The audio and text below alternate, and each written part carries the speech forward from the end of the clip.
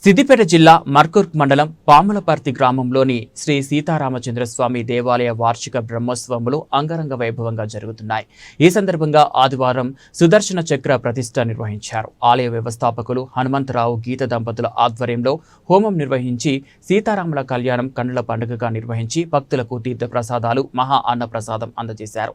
ఈ సందర్భంగా హనుమంతరావు పంతులు మాట్లాడుతూ శ్రీ సీతారామచంద్రస్వామి కరుణా కటాక్షాలతో అందరూ బాగుండాలని ఆలయ వార్షికోత్సవ వేడుకలకు సహకరిస్తున్న ప్రతి ఒక్కరికి ధన్యవాదాలు తెలిపారు.